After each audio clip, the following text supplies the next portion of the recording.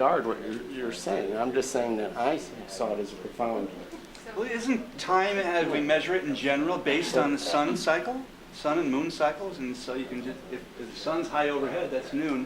But we've adjusted a little bit. It's way more complicated than that. But isn't that also another way of? That's all true in a reality, but not all reality. Right, and if it's just the first cog in a clock and the whole universe works in a series of gears, then that moon going around is only the first gear in the clock that goes out infinitely as we know it, and that there are all these other gears that connect. So when you expand and you look at time from the bigger perspective, then I see it much larger and being totally synchronized with the whole of the infinite universe. And you mentioned the black hole. Sort of. Chris Isn't time for those with minds? I brought this article in for Ralph to present, but he's represented it to me, and it's an example of how science operates currently. This has to do with the accelerator in France and Switzerland. Are you familiar with that one? We don't have time to listen to a whole article right now. We're coming at 9 o'clock, and I would like to bring the focus back to Ralph right now and just let him finish what he had to say. Sorry. And then we'll have questions for the last. Okay, so anyway, the craft, the fly. Percent of my recall back. I remember going down the ramp. I remember getting the grass. I remember doing those things now. My brain has accepted something beyond what it would never accept before, because I'm training my brain to expand. I'm teaching my brain with my mind to believe it, know it, because I'm going to make sure you do by creating it if you don't. In other words, imagination is the greatest power that we have. Everything in this room has been imaged by somebody to come into reality. So imagination is our power to do everything with. When we use it constructively and knowingly, we create a vibrant reality that can equate to anything we want it to be. In our case, we refuse to accept a gloomy day anymore. Everything's beautiful. If it's raining, it's beautiful. If it's snowing, I don't care, it's beautiful. Because that's the way we want to perceive our life to be. So everything happens that way. And the magic that we spoke of earlier, the power becomes so strong that in one of our magical adventures, Marcia and I went into a supermarket, a 99-cent store, looking for my favorite fruit, which is lychee. It's an import. And I love lychee. We were running out at home, and I said, I want some lychee. And I was in that strange mood. There's a strange mood when you're changing dimensionally that you can feel happening to you. Your sensitivity goes up or whatever. And I said, I want to get some lychee here and now. And we looked on the shelves, no lychee. We asked the stock man, no lychee, right? And I countered you. Huh? He didn't say I want, he says, I know there's lychee in the store. And I said, have you gotten it here? Yeah, if you use the word want, you're shorting the ground. You ground yourself out. If you use the word want, if you want anything, it'll never happen. You have to need it. You have to know that it exists, that you're creating it. So I said, I know there's lychee here. And there was rows of peaches and stuff down here. And I put my hand in behind the peaches and I started pulling out cans of lychee. And I pulled out 4 cans of lychee.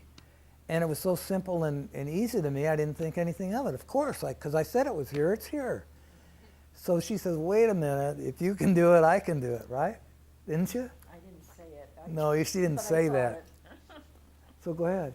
I just reached in another area behind it. It's another fruit and picked out one, but I can only get one. He got 4. And then we went around the corner to He the... wanted more. He wanted to have like 9 or 10 cans of this. Because I was stingy. I didn't want to drive back and forth to get them. I thought we'd get them all at once. So we went around the corner to the vegetable produce section. nothing there but vegetables. And I said, I want 4 more cans. And the same thing happened. I reached in right behind these cans of veggies and pulled out 4 more cans. Like, it was completely natural. I mean, not overly excited, not, wow, we did it or anything. Just, okay, what else do we need? And I went on. And then it struck me, that was magic. We were creating this thing to happen within our own world. And on. We've done this a lot. And she created an oasis out in the middle of the desert one time. We were driving along. She packed up some sandwiches. We were going to look at some property. And we were driving. I said, I'm hungry. I want to stop and eat. And there's nothing but hot desert sand when we're driving. And she says, no, not here. Keep going. And I said, there's nothing here for 20, 30, 40 miles on this dirt road. And she's just up ahead. And I thought she was loony. I thought, oh, man, I'm hungry. I want to eat. But she kept persistently saying, go ahead. And then all of a sudden I saw a little green image on the horizon. And it got bigger and bigger and bigger into a tree. And then I got there and I pulled into this most beautiful oasis I've ever seen. It was a big pond. There was bamboo in the center. There was fish in the pond. Everything. And she says, The water was coming out, it's like a well or something, water was coming out of the ground. and you can easily pass this off as, well, sure, she just used her I also wanted- imagination. This was way up, going up to where big. Back and check and see if it was there again, but we never did do that again. But you can pass this off as imagination or coincidence, but examine the word coincidence. What is that? Co-incidence. That means simultaneously something's happening. With your imagination and something happening, could you not be creating that yourself? So imaging is really a reality. So when you went to Hawaii, for example, and you imagined yourself over there, would Marcia have noticed any absence at that time, or would you still be in both places at once? Good question. I can only answer this from an experience that happened to me many years ago. I was actually doing a church service on Barstow, and then later that week, one of my friends said, well, how did you like New York? I said, I've never been to New York. She says, I talked to you in New York. We had I said, what did we talk about? She knew exactly what we talked about, and yes, I did go to New York many years later, but I had not gone to New York. So yes, our realities can be in more places.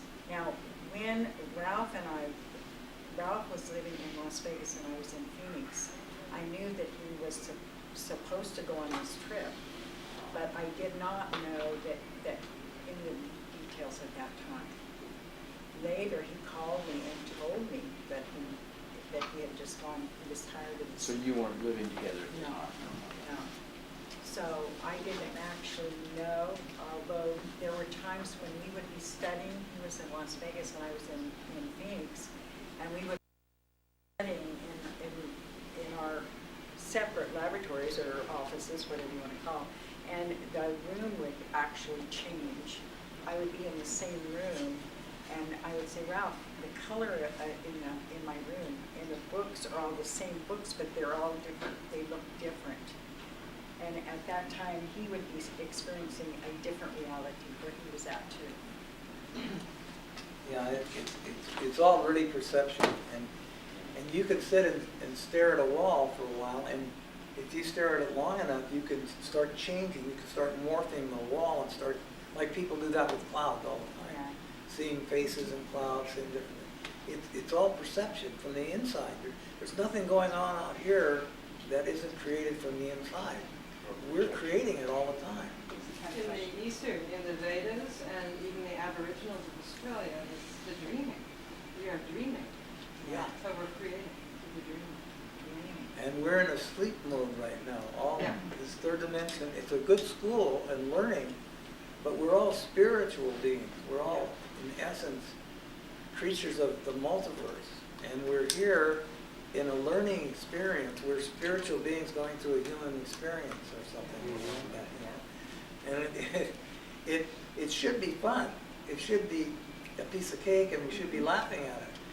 But we've made it come down into serious trouble, and the economy and all these things going on.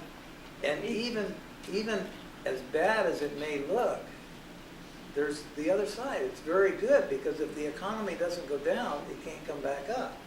And when anything goes down, when it comes back, it's better than it's ever been before.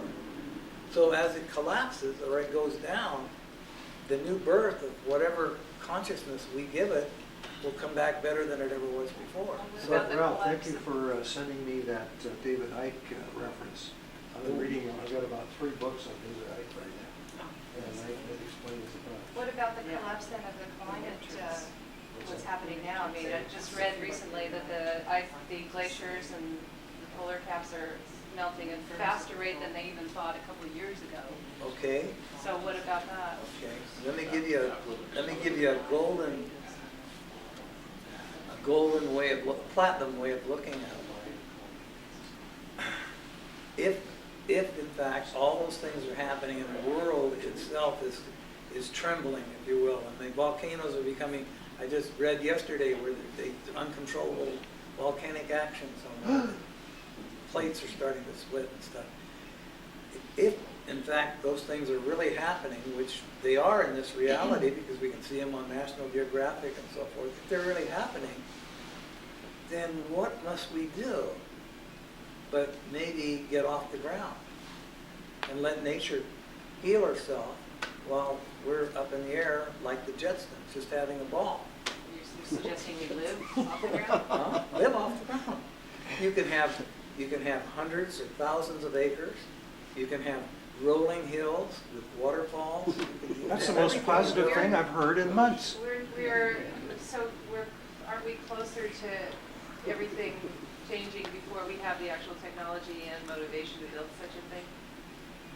That's why groups like this are coming together now, because it's stimulating the consciousness to, oh, I never thought of it that way. I never looked at it that way. We're changing our ways of looking at things. And when we change our ways of looking at things, they have to change, because we're changing. As long as we say, no, it can't happen, or it's a doom and gloom, and that's all we get. Maybe maglev is the first stage towards opening up. Yeah. If everybody believes the ice is melting, the ice is going to melt. What was that? I said if everybody believes the ice is melting, the ice is going to melt. Yeah. If everybody starts believing and starts praying towards the opposite, the ice is not going to melt, things will get done to protect us, and the ice won't melt. It's very simple. The 100th monkey concept? Yeah. Washington. Critical mass, when we reach a critical mass. Morphogenetic resonance. There you go. There's a series of books called The Ringing Seers of Russia. And Oh, yes.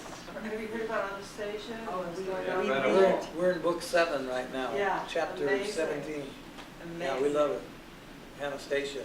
It's a Yeah. good book if you want to get into Anastasia, The Ringing conscious Seers of awareness. Russia. When she plants a garden, I would just give you one little tidbit. When people in Russia, on Anastasia's guidance, plants a garden, they don't just go out and scatter the seeds like we do here. They take that seed and they put it under their tongue so that it gets acquainted with the DNA of that person. And then they put that seed in the ground on their acre of land or whatever land they have. And then with their feet, they're giving off vibrations of this energy field. When that plant grows, it already knows the immune systems and everything of this person, and they'll never have allergies of any kind because the plant is taking care of all that. That's just one of the